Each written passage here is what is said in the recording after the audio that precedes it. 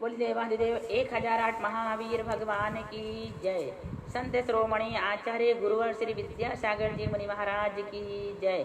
परम पूज्य 108 मुनिवर श्री प्रज्ञासागर जी महाराज की जय। द्वादशांगिन वाणी माता की जय। अहिंसामय विश्व धर्म की जय। हमने आपको पिछली क्लास में सुषमा नामक प्रथम काल के बारे में बताया था। उस समय हमने आपको ये बताया था कि 10 प्रकार के कल्प वृक्ष होते हैं। उन्हीं कल्प वृक्षों के बारे में आज हम आपको बताएंगे। कल्प वृक्ष के नाम सुने। पानांग, तुरीयांग, भूषणांग, वस्त्रांग, भोजनांग, आलयांग, दीपांग, भाजनांग, मालांग और ज्योतिरांग। ये 10 प्रकार के कल्प वृक्ष होते हैं। इन कल्प वृक्षों के नाम याद कर लेना। कितने होते हैं कल्प वृक्ष? 10 होते हैं। पानांग जाति के कल्प वृक्ष भोग भूमिज मनुष्यों को मधुर सुस्वादु 6 रसों से युक्त पुष्टिकारक 32 प्रकार के पेय द्रव्य को देते हैं। कौन से वाले कल्प वृक्ष? पानांग।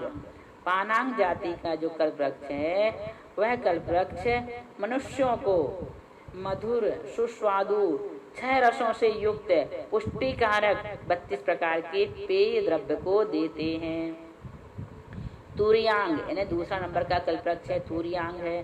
तुरीयांग कल्प वृक्ष उत्तम वीणा, पटु, पटह, मृदंग आदि वाद्ययंत्रों को देते हैं। भूषणांग कल्प वृक्ष कंकण, कटिसूत्र, हार आदि आभूषणों को। वस्त्रांग कल्प वृक्ष चीन पट्ट, छौम आदि वस्त्रों को।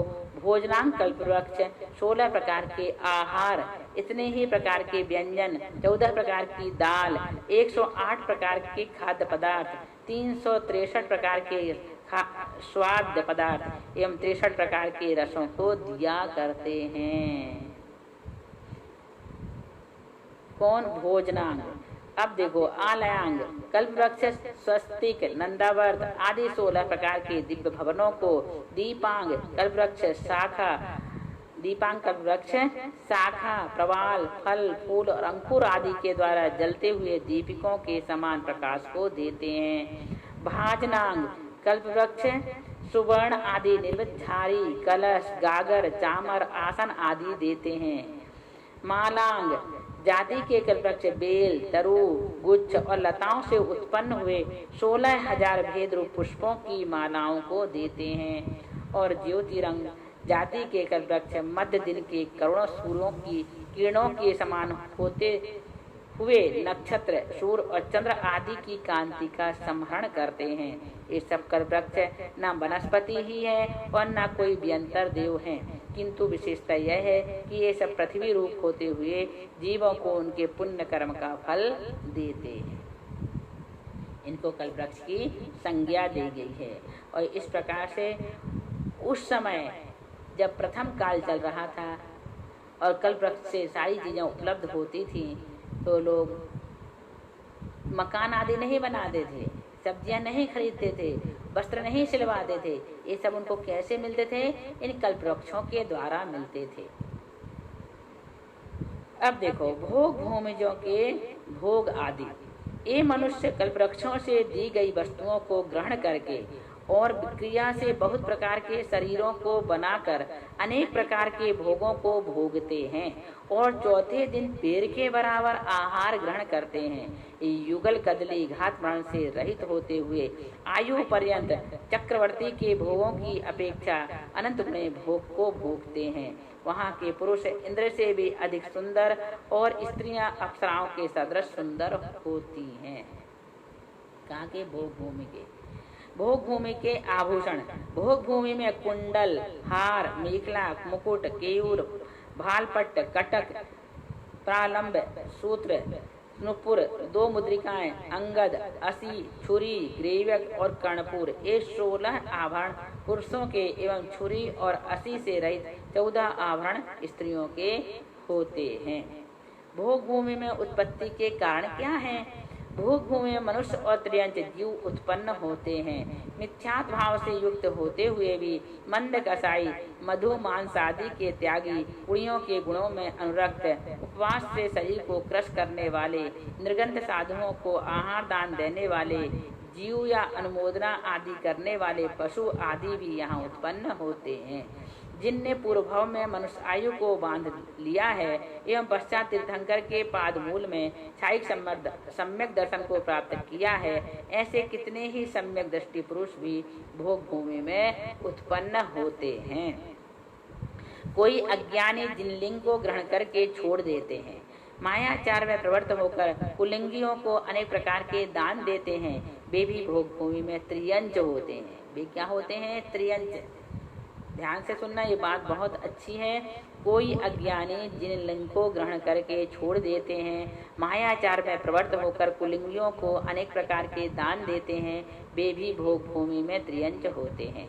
भोग भूमि के मनुष्य और त्रियंचों की 9 मास आयु शेष रहने पर स्त्रियों को गर्भ रहता है और दोनों युगल के मृत्यु का समय निकट आने पर युगल बालक बालिका का जन्म होता है, अर्थात संतान के जन्म लेते ही माता पिता का मरण हो जाता है।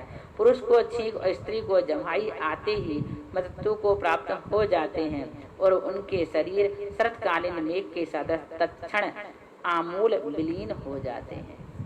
कितनी अच्छी बात है सब। भोग भूमि के उत्पत्ति स्थान। मृत्यु के बाद भोग भूमि मनुष्य या त्रियंच आदि मिथ्या दृष्टि हैं तो भवनत्रिक, भवनवासी, व्यंतरवासी और ज्योतिष देवों में जन्म लेते हैं। यदि सम्यक दृष्टि है तो स्वधर्म युगल में जन्म लेते हैं। कौन? मृत्यु के बाद भोग भूमि मनुष्य या त्रियंच यदि मिथ्या दृष्टि है तो भवनवासी, व्यंतर और ज्योतिष देवों में जन्म लेते हैं। यदि सम्यक दृष्टि है तो स्वधर्म युगल में जन्म लेते हैं। भोग भूमि युगल की वृद्धि। वहाँ के बाल युगल सैया पर सोकर अंगूठा चूसते हुए 3 दिन निकाल देते हैं। पश्चात बैठना, अस्थिरगमन, स्त्रीगमन, कला गुणों की प्राप्ति, तारुण्य और सम्यक दर्शन की योग्यता, इनमें से क्रमशः प्रत्येक अवस्था में उन बालकों के 3-3 दिन व्यतीत होते हैं। अर्थात 21 दिन में ये युगल 7 प्रकार की योग्यता को प्राप्त करके पूर्ण यौवन सहित सर्वकला कुशल हो जाते हैं। अब उनके माता पिता तो चले गए, अब इनको कौन इतने निपुण बनाएंगे? तो इस प्रकार से इनके बारे में जो यहाँ बताया गया है उसको आप समझना कि कैसे वे दोनों बालक, इन्हें एक बेटा और एक बेटी का जन्म होता है। उस समय कैसे होते हैं? वो ट्विंस होते हैं और एक पुरुष को छींक और स्त्री को जमाई आती है और उन दोनों माता पिता का मरण हो जाता है। फिर बच्चे किस प्रकार से बड़े होकर के अनेक कलाओं में निपुण होते हैं। अब सम्यक के कारण वहाँ पर कोई जीव जाति स्मरण से, कोई देवों के संबोधन करने से, कोई रिद्धिधारी मुनि आदि के उपदेश सुनने से सम्यक को ग्रहण कर सकते हैं, किंतु इनके श्रावक के व्रत और संयम नहीं हो सकता। फिर से सुनो, वहाँ पर कोई जीव जाति स्मरण से, कोई देवों के संबोधन से, कोई रिद्धिधारी मुनि आदि के उपदेश सुनने से सम्यक को ग्रहण कर सकते हैं, किंतु इनके श्रावक के व्रत और संयम नहीं हो सकता। सम्यक दर्शन तो इनको हो जाएगा, लेकिन ये प्रतिमाधारी श्रावक, व्रती श्रावक नहीं बन सकते। भोग भूमि चित्रंच। भोग भूमि में गाय, सिंह, हाथी, मकर, सूकर, हरिण, भैंस, बंदर, तेंदुआ, व्याघ्र, सगाल, रीछ, मुर्गा, तोता, कबूतर, राजहंस आदि त्रियंच युगल भी उत्पन्न होते हैं।